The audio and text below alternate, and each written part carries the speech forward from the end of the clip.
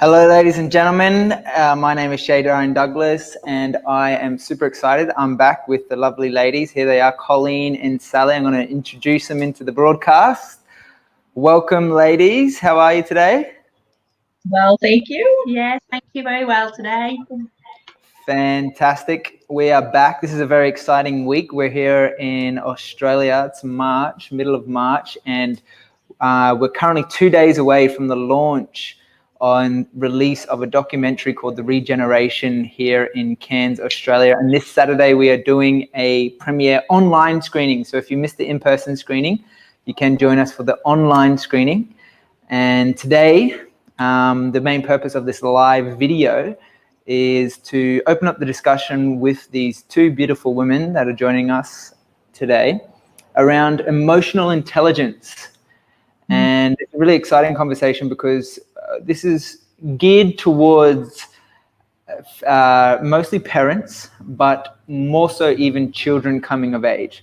And so I've got a few questions prepared, but ultimately we're going to really dive deeper into what it takes to empower young adults and young children with the awareness and the intelligence to be able to reclaim a deeper understanding around their emotions so that they're able to navigate their life in a really nice, cool and cruisy way. How does that feel for you ladies to dive into that? Awesome. Sounds good. Sweet. I've also got a really exciting new little gadget that I'm playing with today. As you'll notice, the screen is going in and out. So this is a new little dolly system that I've set up, and we're just going to have a little play with. So I just wanted to thank you as well for joining us in this live conversation, in this chat. You're invited to please like this video, share it amongst your friends, and even leave us a little comment if you have any questions, because we'd like to keep this open dialogue. This is a conversation. This is not about us telling you always what it's about and this is how it should be, but this is about you being a part of the conversation as well. So if there is a question that is just tantalizing the tip of your tongue and you want to ask Colleen, Sally, or even myself, just drop it in the comments section. I'll be navigating through those comments and we can have a look at those questions. But to dive into it, to start off, ladies, I'm curious to hear your perspective. Can you maybe break down the emotional part and the importance of understanding our emotions, what our emotions are, where do they come from? But really just break down if the focus on the second part of that emotional intelligence phase. So the first part, the emotional side of it, like it's inherently part of all of us, but could you give us a deeper comprehension as to what emotions are and where do they come from? Yep. Yeah, so emotions are very much a part of our everyday life, and it's not something that I feel like we talk nearly enough about. There's that saying that emotions are just energy in motion, so they tend to arise from within the body, and normally due to a thought that we've had or an underlying belief system that we have, or even a perspective on something. And because we tend to live so much of our life in that reactive space, we think that emotions just happen, and that not realizing that there's usually a thought or perspective or belief that's kind of led to that emotional state and how we're actually feeling about something. And I guess being aware of our emotional states is very important so that we can navigate how we're going to interact in our life with respect to other people or situations or experiences in our lives, as opposed to letting the emotion overtake us, and then we're acting from that place, as opposed to using it as a message for us to explore a little bit deeper about what may be going on for us in any given moment. I think if you can relate to emotions, a kind of a guide to your inner compass as well. They have a really good way of us knowing when we're going, making choices about the path we're taking, whether we're making intelligent choices about where we're going, what we're doing, and navigating life. As you say, Colleen, it's kind of like a guide to knowing that we're taking the steps that we need to for the better good of ourselves and also for the other people we're relating with. So yeah, I guess. Yeah, I think there's so much that you can unpack in that. We tend to be very mental or mind and thought focused, and so it's about setting goals and action plans, and we don't often go down that pathway of exploring our emotional waters that are happening within us, and quite often they are the driving force in so many of our life situations that are challenging or difficult.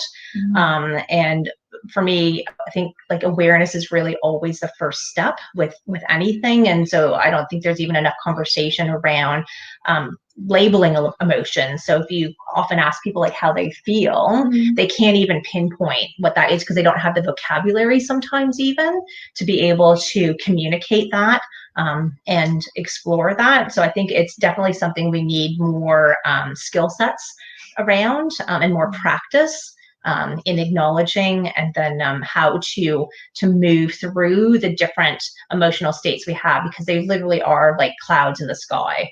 And it's only when we let them run wild that they kind of then are dictating how we're living our life, or the other one is suppressing them.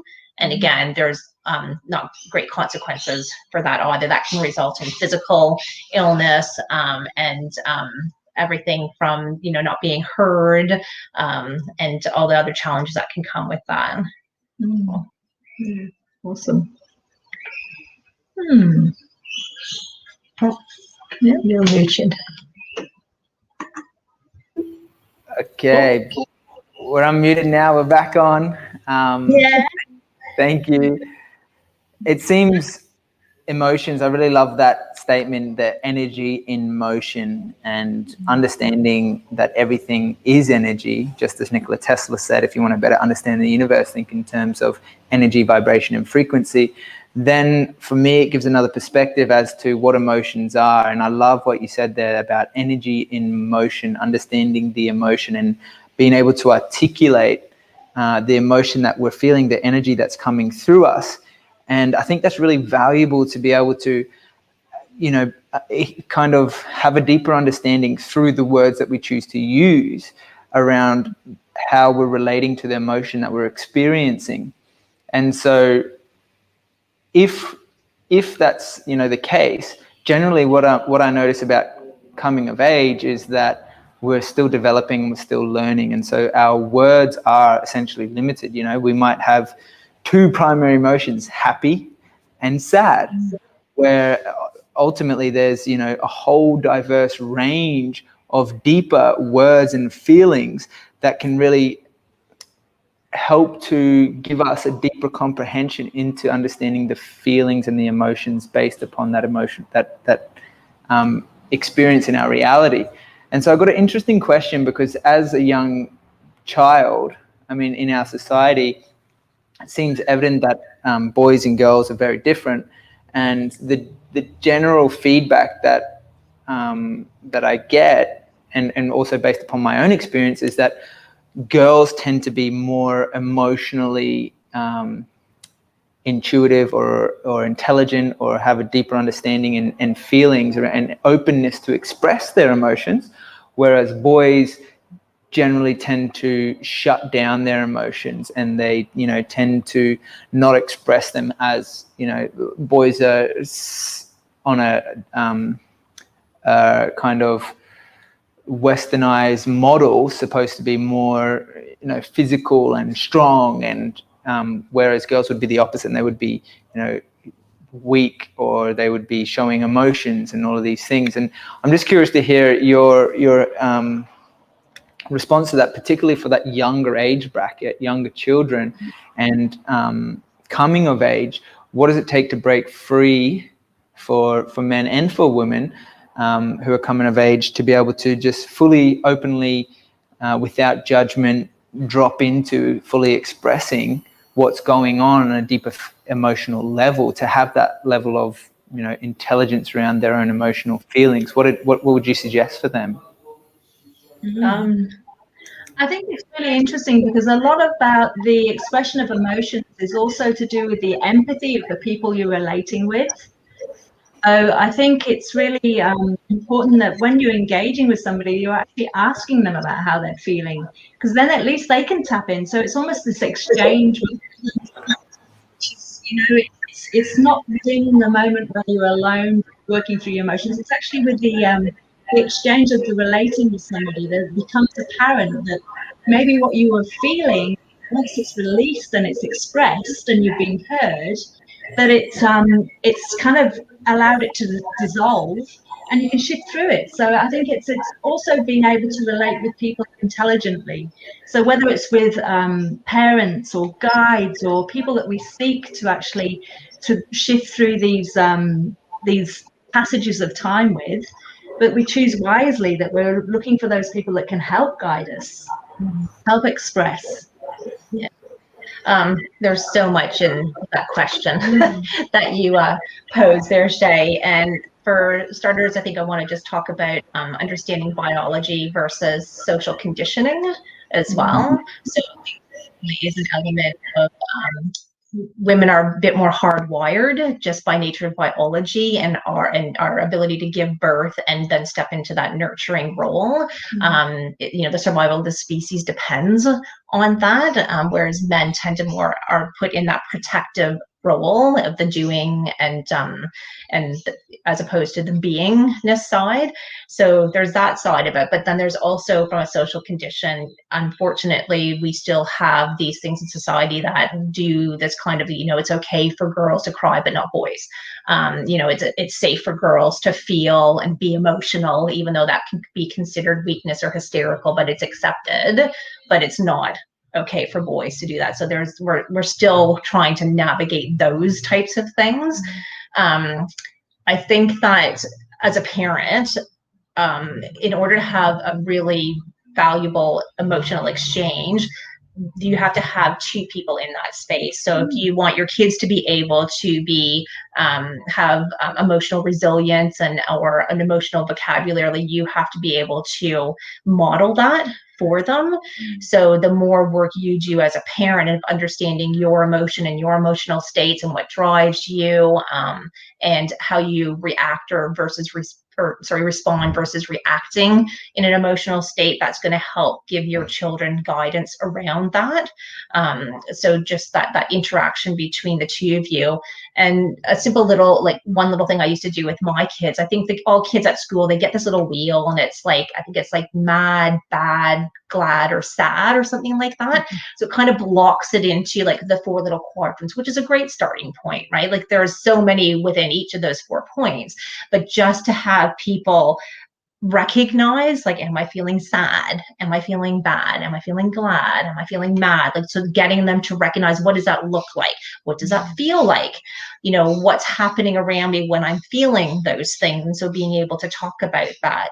And one of the things I used to do with my kids, and I can't remember for the life of me where I stumbled across it, was getting them to just tap into their body and ask them what they're feeling. And then they would give the feeling a shape or a color or where is it in my body. And I can remember when they were young, it was phenomenal. Some of the things, as an adult, I was I wouldn't have even thought of something like that. So I think it's just teaching them, and the earlier they learn these things, the easier it's going to be, because if you're waiting till they get older and that coming of age and hormones are kicking in and more challenging life situations, whether at school and family dynamics and friendships, they are already getting so onslaughted with so many different challenges, and then trying then to learn how to understand their emotions and express them and share them in a healthy way is going to be a lot more difficult. So it definitely is something that has to start a lot earlier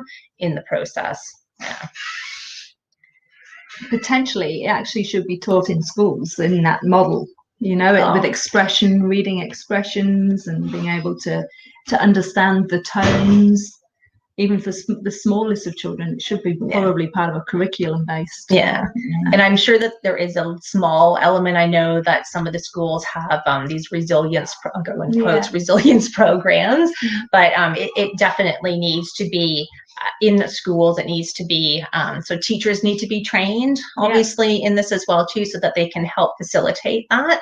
And then parents, because the children ultimately are going to get more from the time that they spend with their mom and dad, and look to them for ways of, like, how do they handle their emotions? Like, do they blow their top off when something's bothering them? Or are they able to communicate when something's bothering them in a way that's conducive to creating a solution, as opposed to more drama or more wounding for each other? So there's yeah, there's so much there. Yeah, there's a lot in it. Yeah. Oh, we've lost you.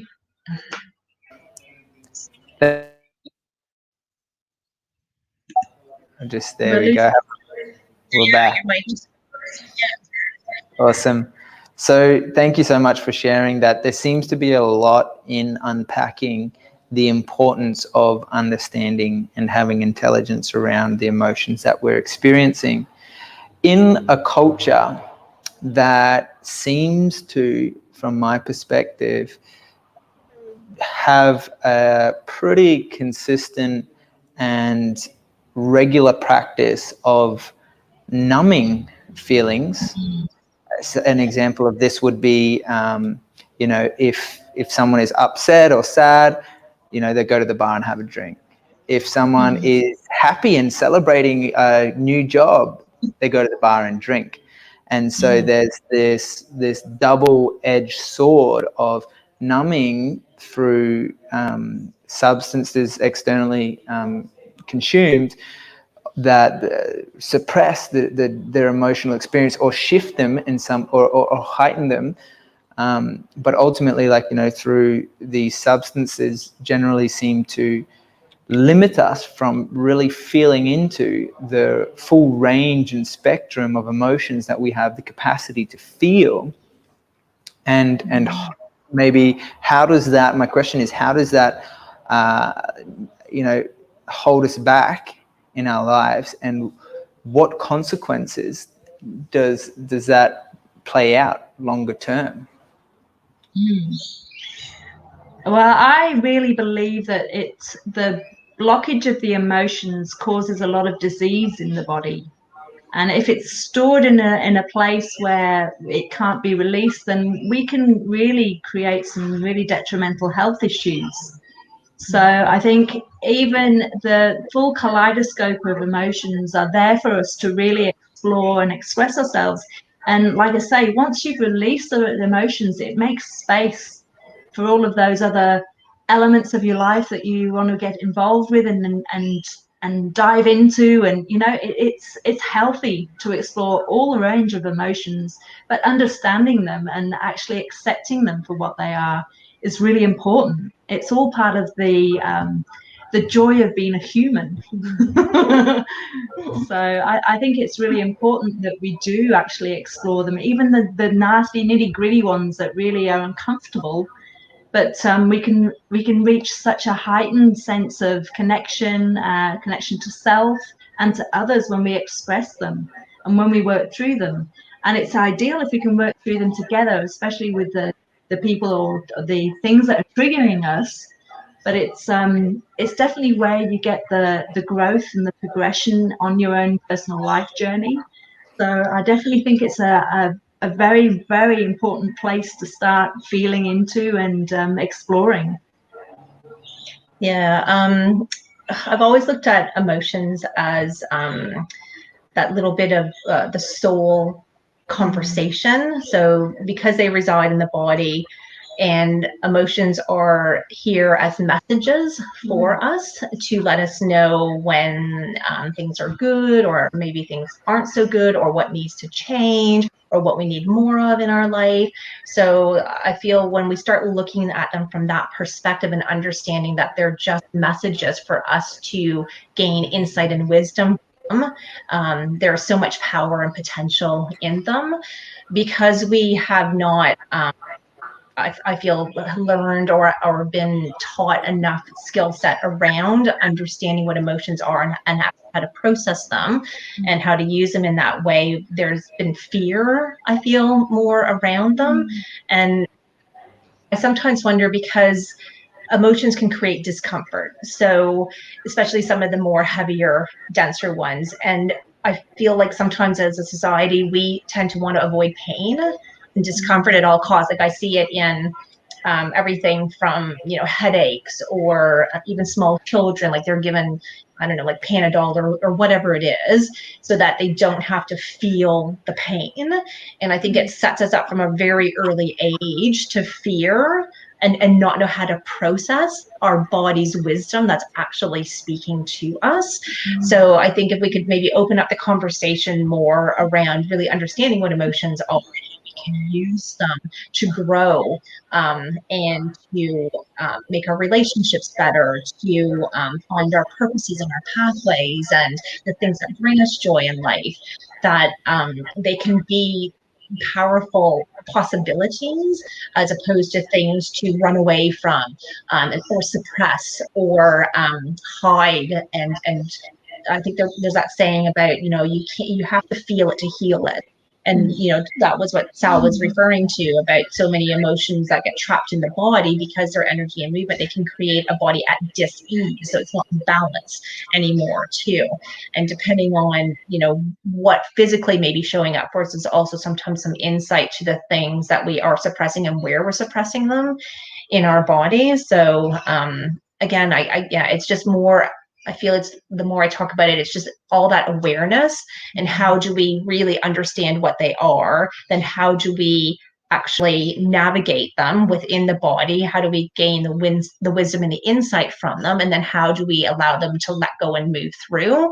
And there are physical things you can do, like, when you've got all that pent up energy and maybe you've been angry about something, a good brisk walk, out in nature is always a good thing, because that's going to ground you, but it's also going to shift that energy moving through you.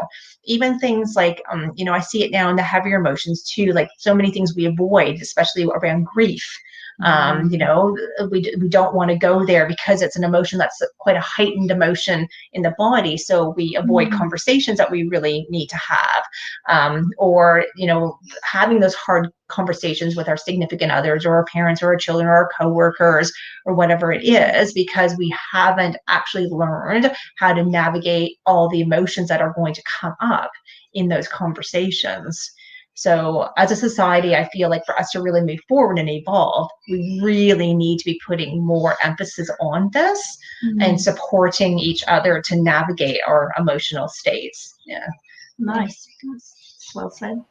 Yeah, really well said. I really like that. I resonated with a lot of what you were sharing there, and particularly, you got to feel them to heal them. These deeper feelings. I've been curious recently by some of the readings of the Taoist traditions, just staying curious to multiple perspectives and how they navigate their lives, because ultimately we're opening up this conversation for the broader community to be able to just explore, maybe not take it all on board for yourself and your own truth and your own belief, but maybe just see what does work for you. And does it help to express them and articulate them, or does it help to process them on your own in solitude and in stillness? The Taoist tradition would suggest that, to remain equanimous, or remain kind of the balanced observer, rather than going too extreme on one end or too extreme on the other end. And so their perspective, what they offer is to remain centered as much as possible, which can be an interesting perspective, particularly when, from what I'm hearing you say and what I actually resonate with as well, is these emotions that we're experiencing, if they're not fully expressed at the time that they're felt into the body, if they're held onto, or they're suppressed, or they're numbed, as an example that we spoke to, it's quite common in our culture, then they have this potential to create a dis-ease within the body if it's not fully healed and resolved. And so what does it take to, because what I'm hearing you say is like, yes, we want to raise children and the next generation in a holistic, wholesome approach to understanding their emotions, so they're able to navigate their lives with grace and ease. However, that also begins with working with the adults, the parents who have such a huge influence on these children, or the teachers who are with them every single day, or their family members. And if that's where the children are getting the majority of their information or their energy, their downloads from, then it's kind of I guess my question is, like, where do we start, the chicken or the egg? Where do we start? I think one of the really interesting things that came up when you were talking there for me was the concept of meditation, because one of the ways that I perceived the lessons in the meditation was to actually watch your thoughts and watch them pass as you you go into a more deeper state of mind. And I think that relates quite closely to the idea that your thoughts can be kind of the leader in your emotional health. So there's so many different techniques and tools that could probably take you to a place of understanding the power of your emotions that are in you, but also witnessing your emotions. So I guess what I'm trying to express is that there's many different ways that you can explore to understand how your emotions rule your life, or how they help your life. So any technique that you can get in touch with your emotional body is going to be a helpful tool. Yeah, so I like a little really simple practice. It's just an awareness practice. And for people that are just starting out, I think it's really important just to set an alarm and just do what I call a body check-in. So it means drawing your attention to, what am I thinking? How am I feeling? What's happening for me energetically right now? And I think that awareness is the first step in being able to navigate anything that is coming up. Yes, I think that meditation is helpful for creating the stillness aspect, to be able to become the observer, the observer of your thoughts and your emotions and your energetic state. But also realizing that for some people, there is so much trauma residing in the body that sometimes it's not safe for them to go into that space. I think we're seeing a lot of this in this, whatever we've been experiencing the last 12 months with people in isolation, is like all these things are actually coming up for them because they've had to sit still. And for people that have issues that reside from past traumas, their body may not feel safe. So if they start to go down that path without being supported, it can create and creating more trauma that they're then having to deal with. So I think it's really important to be able to recognize, like, what things am I able to practice on my own that's going to be helpful and healthy for me to be able to heal and grow and move forward in my life. But also, what things do I actually need support with? And so I think that's why community is so important. And Sally hit the nail on the head with, like, being witnessed in those spaces, because it's about helping other people regulate their emotional states. And if that's not been safe for them to do, they're going to need a support network around that for them to be able to feel safe and held as they're going through releasing the various emotions and traumas and stuff that's stored in the body. Yeah, it's a big conversation to talk about, unresolved emotional trauma. That we could potentially save for another conversation, but it all links in. What I'm hearing from you both is, even with conversations that we've had in the past around the rites of passage and going on a journey to confront and come face to face with pain and suffering and life-changing transformational experiences.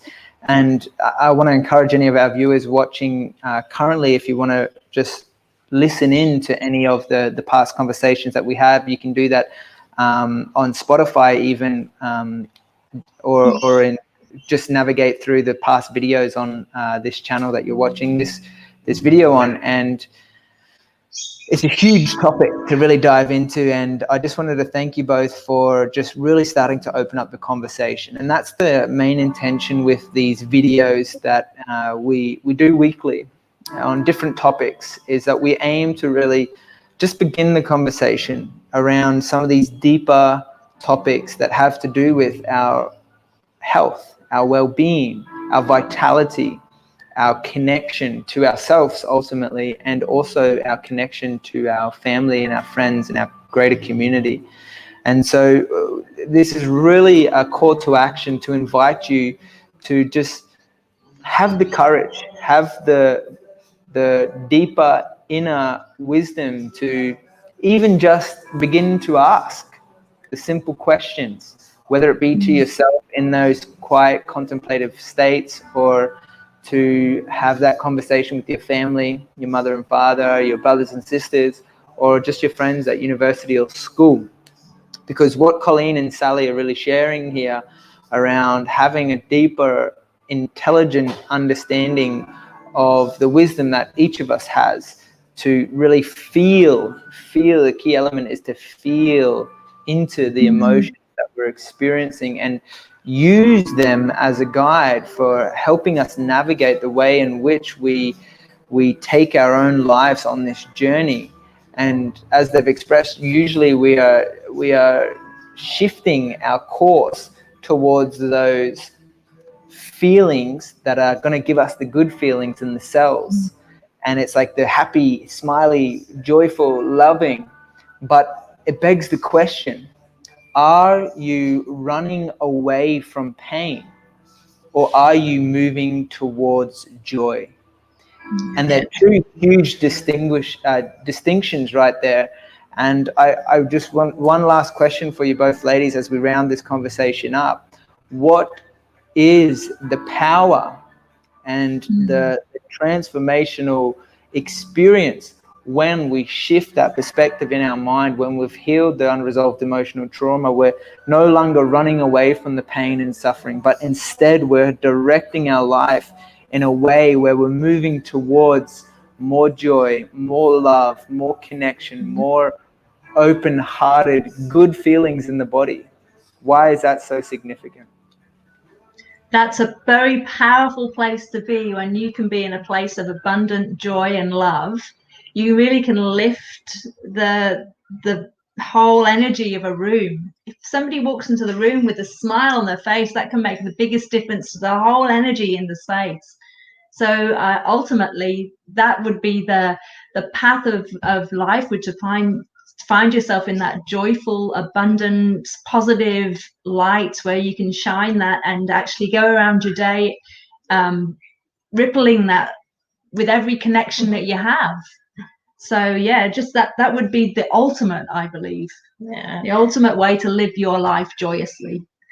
And I feel like one of the things I actually want to just mention that I kind of forgot last question as well too, is that when you're exploring your emotional states, it's like anything, just remembering to do it from a curious, compassionate place. So I think that's another reason we tend to not want to go down there, because we end up in judgment or criticism, or, you know, I should have done better, all those kinds of things. So having that child mind of curiosity and compassion, and the benefits of actually going on this emotional journey and really understanding and gaining the wisdom from them, is that ultimately we will be able to turn into the co-creators of our life, because we're creating the life that we want to lead forward with and showing up as the best version of ourselves, as opposed to life happening to us. And we're constantly in this reaction kind of state, because we've got everything's trying to get our attention in order for us to become balanced and centered and grounded and moving towards that joy and abundance that Sal's talking about. It's just really, being able to show up as the best version of yourself, so that you can then be the one that's in charge of your life, as opposed to you being at the mercy of life, I guess. Nice. Yeah, beautifully said. Thank you so much, Colleen and Sally, for joining me on this beautiful Tuesday afternoon here in Australia. I just want to thank you again for tuning in and listening to this episode where we talk about navigating our emotional intelligence. I hope you found it empowering, inspiring, and maybe even life-changing. If you did, please like, share this video or this audio podcast to your friends and your family. And we really look forward to opening up the discussion next week with you again. Lovely. Great. Shay. Thank you, Shay. Beautiful. See you guys. Bye for now. Bye.